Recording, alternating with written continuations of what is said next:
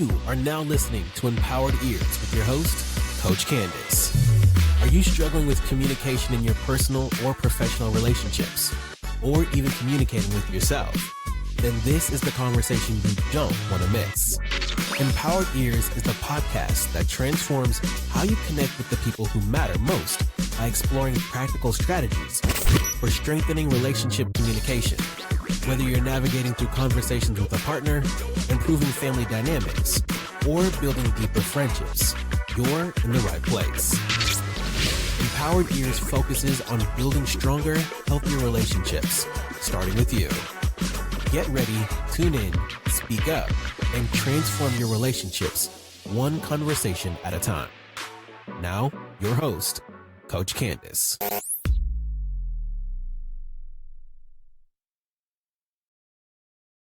Hey, welcome back to the Empower Ears podcast. I'm your host, Coach Candace, aka Candace Leah, and in this episode, we are speaking human, right? We are learning how to express our needs without starting World War III. So as we navigate this messy world of relationship communication, we're going to be diving into the treacherous waters of expressing our needs without triggering everyone's defense systems. You know what I'm talking about. The moment you say, hey, could you maybe put the dishes in the dishwasher? And suddenly you're having a conversation about that time in 2018 when you forgot to feed their goldfish and it died. Okay? But let's be honest. We've all been the person who says something seemingly innocent and watches as the other person transforms into a fire-breathing dragon. I know I have. Last week, I nearly incinerated my neighbor for suggesting that my recycling bin was too full. And I mean, sir, that was obviously a personal attack on my environmental ethics. But here's the thing. Needing things from others is part of being human.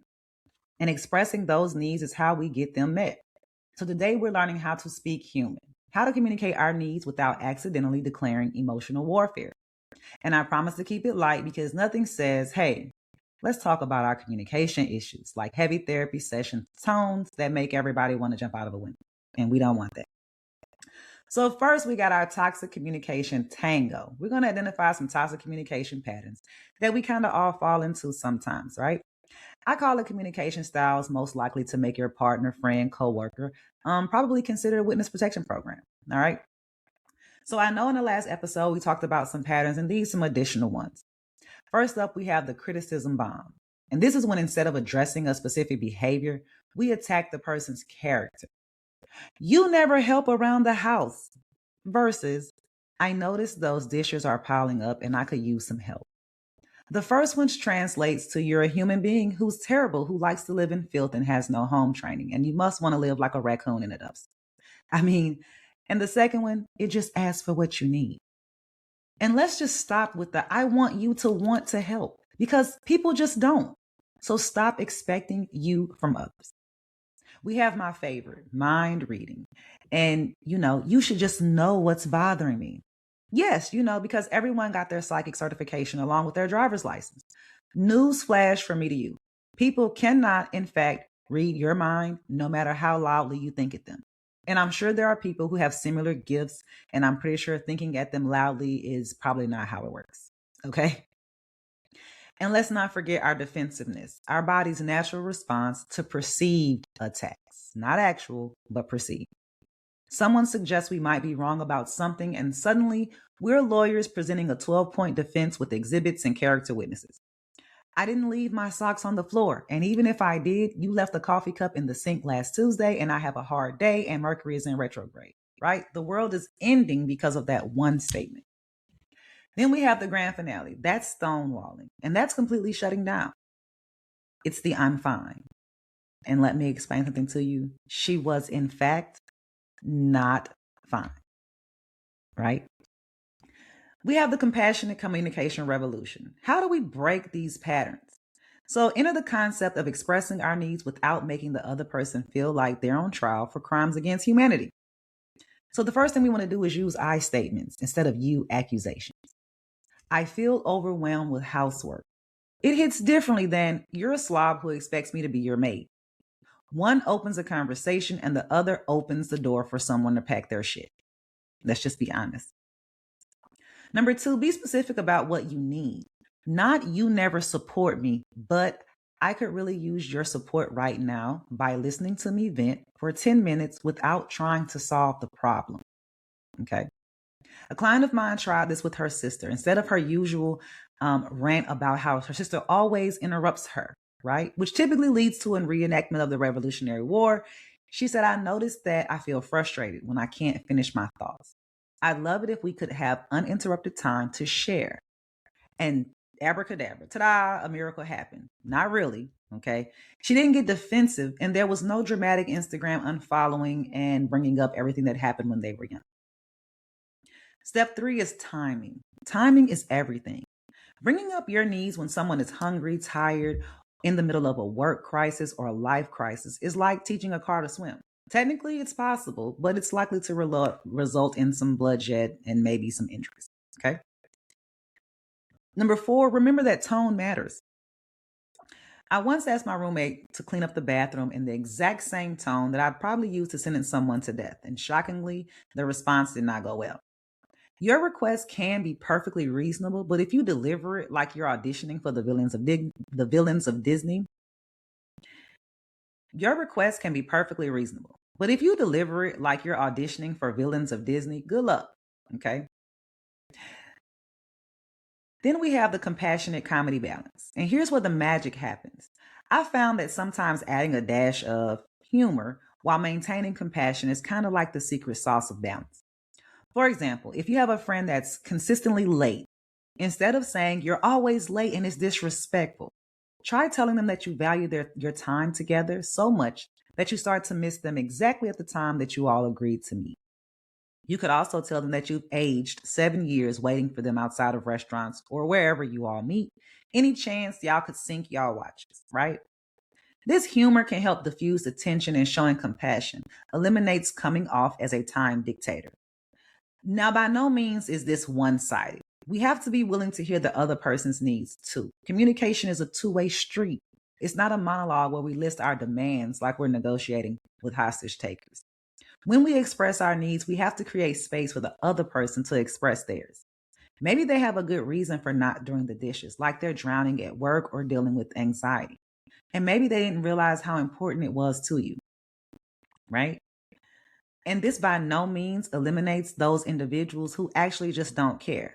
Okay. That's a whole different story. And if that's the case, you need to email me. There's something else deeper going on. So now we're going to talk about some real life cases, right? Some examples of people who have transformed their communication styles that have worked with me for a while.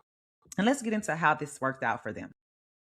So first I have Melissa. She's a graphic designer and she found herself drowning in last minute projects. Her boss will always drop urgent requests on her desk at like 4:30 with, the cheerful, oh, we need this by morning.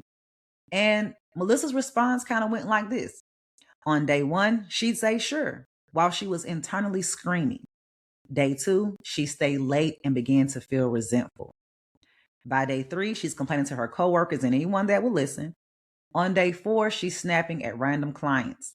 And by day 5, she's ready to repeat this cycle. After 6 months of this and one unfortunate incident where she stress ate an entire birthday cake, she decided to try a different approach. Instead of her usual passive agreement, she scheduled a meeting with her supervisor. And here was the brilliance. She scheduled a meeting with her boss. Here's the brilliant part. She came with solutions, not just complaints. She said, I noticed I'm getting a lot of rush projects lately, and I want to deliver my best work for the team. But the tight turnarounds are making that challenging and can affect the company's reputation. You know they love a company-first solution, okay? She asked, can we implement a 48-hour minimum for non-emergency projects? Or could I have advance notice of upcoming rush jobs so I could plan my workflow better? And here's the result. Her boss, who apparently wasn't just an actual sadist, he was just kind of disorganized. He agreed to a new project request system with clearer deadlines. Her work improved, her stress decreased, and she no longer side-eyed, celebrations as an opportunity for her to eat the whole cake, right? The key was that she expressed her need, right? She needed reasonable timelines without accusing her boss of being inconsiderate. She focused on the shared goal, which was quality work, rather than placing blame, right? Sounds good? Next, I have Mike. He's an engineer, and his relationship was suffering from his lifelong habit of shutting down during conflicts. Okay. Whenever his partner Jamie would bring up issues in their relationship, Mike would go completely silent, sometimes for days. And in his mind, he was just avoiding saying the wrong thing. But in Jamie's mind, he was being infuriating and he was emotionally disconnecting. After she threatened to leave, he finally sought some help. He learned that his stonewalling was actually creating more damage than any imperfect words he could have said. So he practiced a simple phrase to use when he was feeling overwhelmed. He told her he was feeling flooded right now and needed some time to process. Can we pause for 30 minutes and then come back to this conversation? The difference was remarkable. By naming his need, which was processing time, and also respecting Jamie's need, which she needed resolution, he transformed their communication. The key was that he didn't just disappear. He named what was happening, gave a specific time frame, and kept his promise to return to the conversation. Within a few months, their arguments went from multi-day Cold Wars to productive conversations with occasional short breaks. Jamie reported that living with a human who communicates is much better than living with an emotional dose, right? So how do we make this real, right? How is this everyday integration look? How does this work, right? These stories are inspiring, but how do we actually do this in our daily lives? So I'm going to give you 2 simple practices you can start today to make expressing your needs a natural habit rather than a terrifying event. So first we have the positive needs sandwich. I call it the PNS technique. And I know it shares an acronym with the peripheral nervous system, but hey, they actually both help you function better. So here's how it works. When expressing a need, you sandwich it between positive observations. And I don't mean fake compliments. I mean genuine positive aspects of the situation or relationship. For example, instead of saying, "You never text back and it drives me crazy," try telling them, "I love how much we've been talking about future goals, etc." Something positive. "But I notice I feel anxious when message responses take more than a day." That's your need. "I really value our communication and how we generally keep each other updated." That's your positive. This isn't manipulation, it's context. You're reminding both yourself and the other person that this issue exists within a larger positive framework. I tried this with someone before, and instead of drafting an email that may or may not have included the phrase, "pay me or I will fine you," I basically expressed to them that I really enjoyed working with them, but for business purposes, I need their payments to be processed within a certain time frame. And I looked forward to continuing our creative partnership together. Guess what?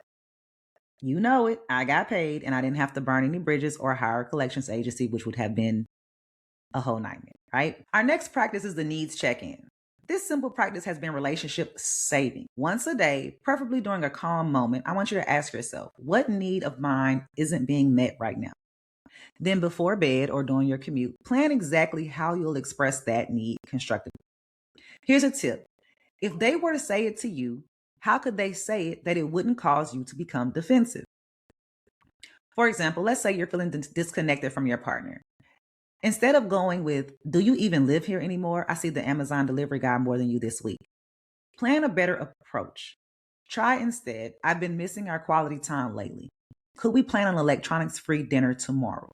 Simple, direct, no accusations. Just a clear expression of your need, which is connection, and a specific request, dedicated dinner time. What makes this practice powerful is that it separates the identification of your need from the expression of it.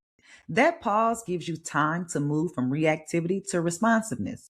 It's the difference between throwing a communication grenade versus extending a conversation invitation. So before we wrap up, I'm going to share a story. Years ago, I was in a relationship and I felt my needs were too much.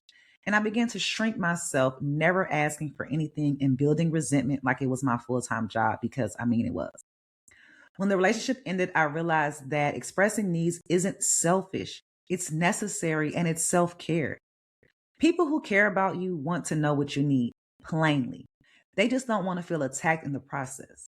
So here's your homework if you're up for it. You know how I do over here. Express one you need using the compassionate communication model that we talked about.